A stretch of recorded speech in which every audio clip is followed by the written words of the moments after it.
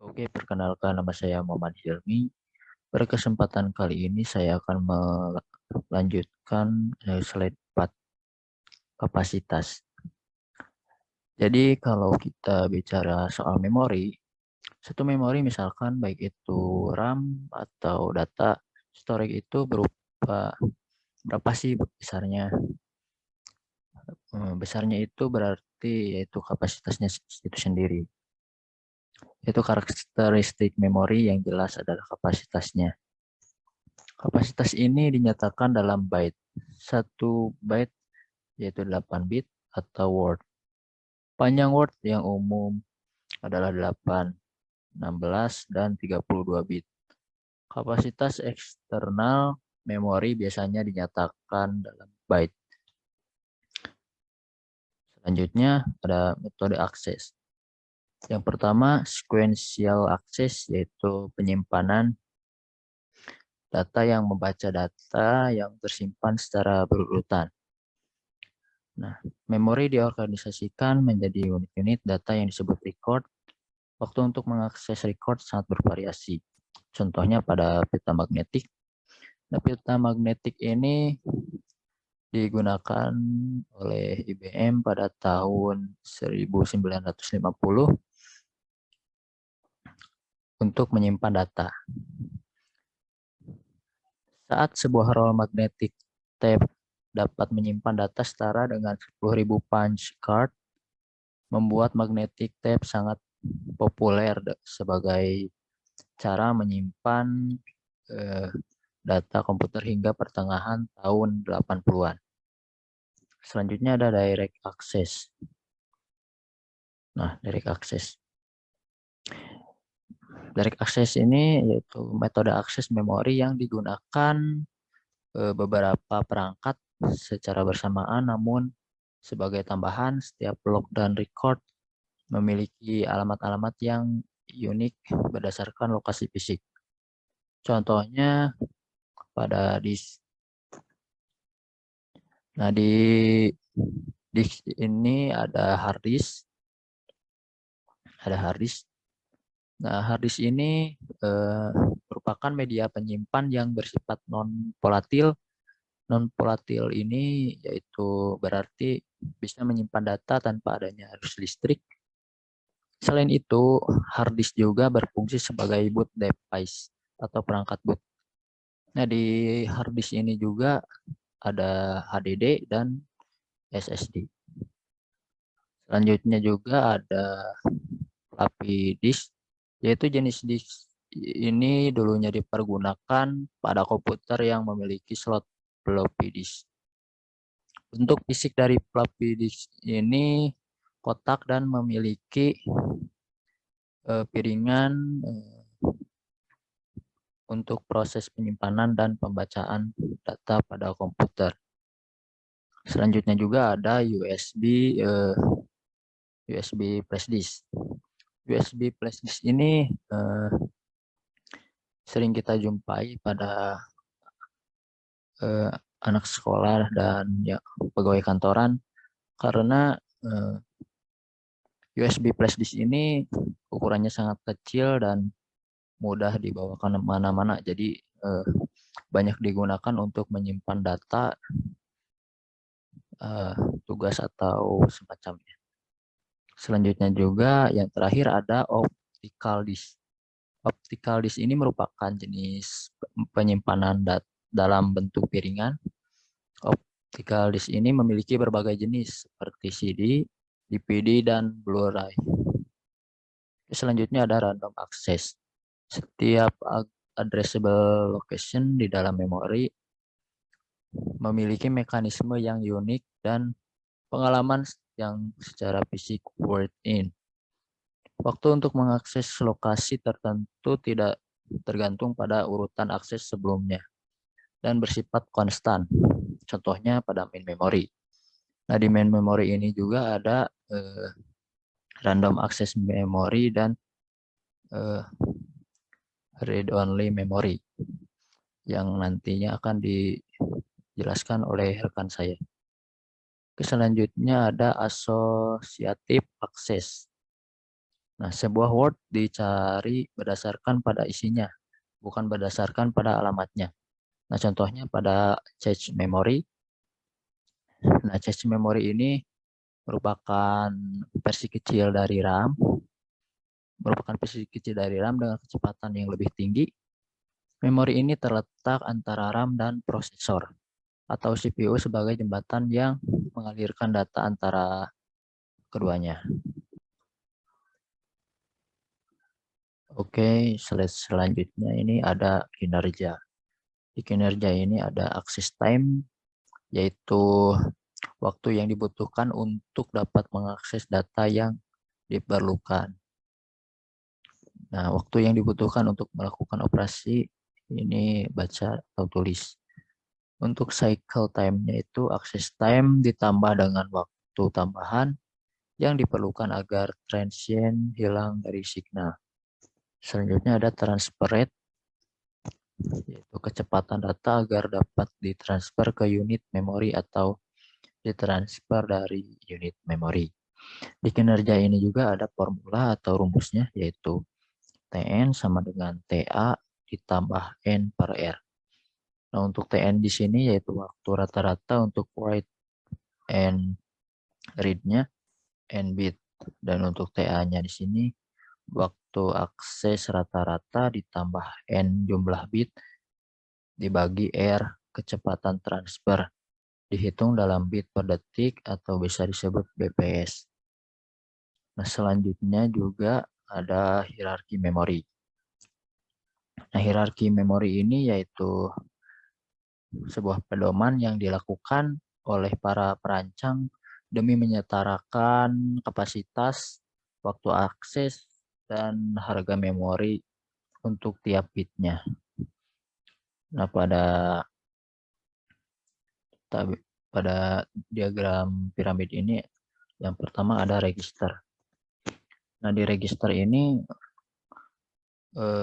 ukurannya yaitu kurang dari 1 kilobyte, dan untuk speednya itu 1 nanosecond, yang untuk bandwidth-nya itu 9600 megabyte per second. Selanjutnya ada cache. Di cache ini ada 2 level. Yang tipe pertama yaitu L1 cache dengan ukuran kurang dari 256 kilobyte. Untuk speednya 10 nanosecond. Untuk bandwidth-nya 3200 megabyte per second. Selanjutnya untuk tipe level 2-nya itu L2 cache dengan ukuran kurang dari 8 megabyte dengan speednya 30 nanosecond dengan bandwidth-nya 800 megabyte per second. Selanjutnya di sini ada memori utama. Di memori utama ini ukurannya kurang dari 4 GB dengan speednya 100 nanosecond dan bandwidth-nya 133 MB per second. Selanjutnya di sini ada memori eksternal yang terdiri dari disk magnetik, peta magnetik, optical magnetik, dan disatukan jadi tipe disk. Untuk size-nya ukurannya lebih dari 1 GB dengan speednya 200 milisecond. Untuk bandwidth-nya di sini 4 MB per second. Nah, jadi bisa kita simpulkan apabila hierarki semakin ke bawah, maka harga per bitnya itu semakin murah dan ukurannya semakin besar dan kecepatannya juga semakin lambat. Apabila hierarkinya semakin ke atas, maka harganya semakin mahal, ukurannya juga semakin kecil, dan kecepatannya semakin cepat ya. Oke, mungkin segitu saja yang bisa saya sampaikan. Untuk slide selanjutnya akan disampaikan oleh rekan saya. Terima kasih. Oke, di sini saya akan menjelaskan tentang memori utama semikonduktor. Saya Muhammad Syahrir Abdillah. Jadi memori utama semikonduktor itu ada dua. Tipe di mana terbagi dua itu adalah sebagai RAM statis dan dinamis ya. Di sini statis dia nilai-nilai biner disimpan dengan melakukan konfigurasi gate logic flip-flop tradisional. Jadi biner-binernya tuh sebuah nilai-nilainya tuh disimpan di konfigurasinya tersebut ya. Jadi tidak akan mudah hilang. Dan RAM statis akan menampung data sepanjang daya listrik disediakan untuknya. Jadi dimanapun ketika listrik tetap menyala, maka RAM statis akan terus menyimpan data atau nilai-nilai informasi tersebut. Tidak akan mudah hilang. Sedangkan kalau untuk RAM dinamis, disusun oleh sel-sel yang menyimpan data sebagai muatan listrik pada kapasitor. Maka dari sini pun telah berbeda ya dari statis perbedaannya. Lalu kapasitor tersebut diinvestasikan sebagai bilangan 1 dan 0. Ya karena RAM dinamis hanya bersifat sementara dan ketika daya listrik tetap terhubung pun RAM dinamis tetap menjadi kosong gitu jika device tersebut dimatikan atau alat tersebut dimatikan. Jadi tetap di sini RAM dinamis melakukan pengisian muatan. Jadi ketika nyala baru dia mengisi dan ketika mati dia mengosongkan. Sini perbedaannya SRAM dan DRAM. SRAM lebih cepat. Tentu lebih cepat dikarenakan memori sudah terisi sebelumnya dan tidak akan hilang. Sedangkan kalau DRAM lebih lambat dikarenakan dia kan harus mengisi terlebih dahulu dari awal dan ketika akhir sudah mau dimatikan maka akan mengosongkannya seperti alamiah gitu, naturalnya. Dan SRAM tentu lebih mahal sedangkan DRAM lebih murah. SRAM menggunakan 6 transistor atau bit sehingga densitasnya lebih kecil. Sedangkan kalau DRAM digunakan satu transistor, satu kapasitor, dan satu bit sehingga densitas sangat tinggi, lebih banyak bit per chipnya. Maka di sini dia memproses datanya lebih lambat dan tidak bisa menyimpan data untuk terus menerus gitu ya. Di sini SRAM lebih sulit dibuat, sedangkan kalau DRAM lebih mudah dibuat, jelas karena perbedaannya untuk menyimpan data atau menampung data ketika listrik tetap menyala SRAM lebih unggul. Nah, di sini SRAM memang digunakan sebagai L1 L2 charge, di mana L1 atau L2 charge itu digunakan oleh CPU untuk menggunakan informasi data-data tersebut sehingga lebih mempercepat proses membuka aplikasi tersebut gitu, ataupun ketika booting ya. Dan kalau di RAM dia digunakan sebagai RAM random access memory untuk mengakses sebuah aplikasi ketika dia membutuhkan tenaga menggunakan memori di RAM bukan SRAM. Maka kita sudah melihat banyak sekali RAM yang ukurannya besar dikarenakan RAM tersebut memang hanya untuk mengakses sebuah aplikasi tapi tidak bisa dapat untuk menyimpan data-data tersebut tapi tersimpannya di SRAM. Nah, di sini tidak membutuhkan refresh karena isi tidak hilang selama daya listrik tetap hidup. Sedangkan kalau di RAM, dia ketika dinyalakan atau RAM ya, ketika dinyalakan dia membutuhkan refresh 300 ms. Maka ya memang membutuhkan proses, tapi ketika RAM tersebut dipakai memang ada prosesnya dulu, tidak seperti SRAM. Lalu kalau SRAM dibuat menggunakan rangkaian yang sama dengan flip-flop dasar, sedangkan kalau di RAM tidak menggunakan flip-flop. Terdiri dari serangkaian sel-sel masing-masing sel bersisa transistor dan satu kapasitor berukuran kecil. Nah, kapasitor tersebut bisa diisi atau dikosongkan. Nah, di sini kita akan bahas random access. Tadi kan random access memory dan sekarang kalau kita akan bahas read only memory. Jadi berbeda dengan random access memory di mana kalau read only memory dia bersifat permanen. Data dan informasi yang telah dibaca oleh ROM tidak dapat terhapus, tidak dapat mati atau benar kosong. Ketika listrik tetap mati atau listrik nyala, dia tetap akan ada di sini, sifatnya permanen. Berbeda dengan RAM atau dynamic RAM atau statis RAM. Nah, di sini ROM berisi pola data permanen yang tidak dapat diubah. Jenis ROM di sini ada 3, di mana programmable ROM dia sama bersifat permanen, tapi programmable ROM dia dapat ditambahkan atau bisa diakses gitu. Maksudnya bisa ROM tersebut bisa menambah sebuah informasi atau data tersebut. Sedangkan kalau erasable programmable ROM dia di sini dapat mengubah sebuah data atau informasi tersebut di dalam ROM-nya tersebut ya. Tetapi kita tidak dapat melihat karena ROM ini bersifat read only memory, dia hanya bisa membaca. Sedangkan kalau di electrically erasable programmable ROM dia sama sekali tidak dapat dihapus, tidak dapat diubah. Jadi hanya segitu saja. Dan electrically itu dia chipnya atau mobilnya untuk di alat-alat elektronik ya, seperti misalnya TV, radio gitu. Nah, jadi ROM tuh memang bersifatnya juga universal dikarenakan memang setiap alat elektronik membutuhkan read only memory, tapi tidak untuk RAM ya, RAM untuk khusus di device atau di gadget saja. Maka sekian dari saya, dan untuk slide selanjutnya dilanjutkan oleh teman saya. Terima kasih. Perkenalkan, nama saya Kevin Dean Amadeus, saya dari Informatika semester 2. Pada kali ini saya akan presentasikan tentang operasi pembacaan sheets. Jadi di sini operasi pembacaan sheets itu dibagi menjadi 3, yaitu direct, asosiatif, dan set asosiatif. Kita mulai dari direct. Direct yaitu ada pemetaan langsung, yang artinya teknik pemetaan secara langsung ya, dalam satu wadah. Jadi ya bloknya dalam satu wadah. Nah, di sini pemetaan langsung itu memiliki alamat memori utama yang dibagi menjadi 2 field, yaitu tag dan index. Jumlah bit dalam index berhubungan dengan ukuran sets-nya. Jadi kalau ukuran sets-nya gede, pasti jumlah bitnya dalam indeksnya juga gede. Nah, ketika bit index pada alamat digunakan untuk mengakses sets-nya. Oke. Jika field tag cocok dengan bit tag, maka alamat yang akan terjadi hit, yaitu jamnya jika terbalik akan menjadi suatu miss.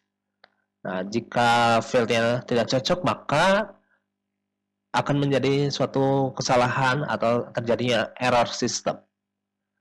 Nah, biasanya terjadi dalam sebuah game ya, kalau lagi dibikin.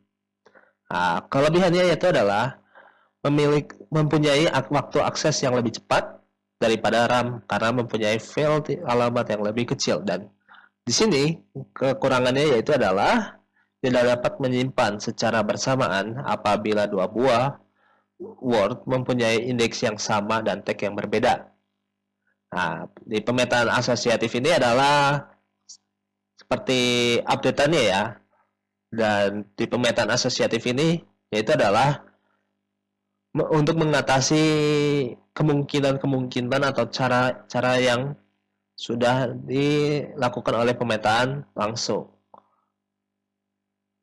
Nah, di sini adalah ketika suatu memori asosiatif digunakan untuk sebuah sheets, maka diperlukan suatu pemetaan yang baru. Jadi, pemetaan ini tuh seperti cara menggunakan yang baru atau cara jalan yang baru atau pemikiran yang baru. Nah, itulah. Dengan pemetaan asosiatif, maka alamat award, memori utama dan isinya yaitu data tersimpan di dalam sheets. Dan untuk mereferensikan suatu word tertentu, maka alamat ini disimpan di bagian yang berhubungan pada register argumen ya, dengan variabel A dan register kunci dengan variabel K yang di set up untuk membandingkan hanya field alamatnya. Nah, disinilah kelebihannya. Pemetaan asosiatif memungkinkan adanya penyimpanan semua word yang mempunyai indeks yang sama dan tag yang berbeda ke dalam sheets ini.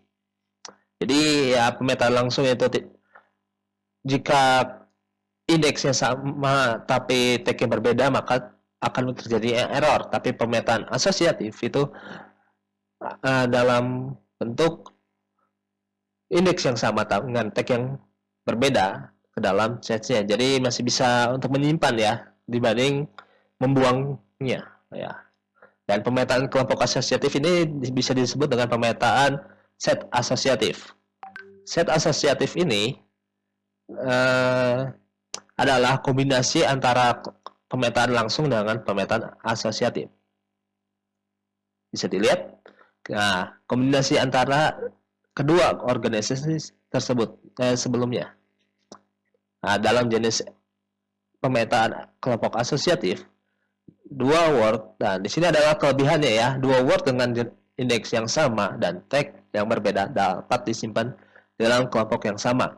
Jadi pemetaan langsung itu tidak dapat disimpan, malah lebih tepatnya error ya, atau dibuang lah. Nah, pemetaan asosiatif itu dapat disimpan. Nah, sekarang pemetaan kelompok asosiatif itu dapat disimpan namun di kelompok yang sama. Gitu. Nah, karena setiap word dalam kelompok memori asosiatif hanya menyertakan bit tag tambahan, bukan alamat lengkap, dan kelebihan yang lainnya adalah waktu aksesnya lebih cepat dan harganya lebih murah. Gitu. Jadi pemetaan asosiatif ini, set asosiatif ya, ini itu adalah kekurangan dan kekurangan pemetaan langsung dengan pemetaan asosiatif ini digabung supaya menjadi lebih baik ya. Ini kalau terjadi itu adalah di dunia nyata, yaitu adalah game. Setiap diupdate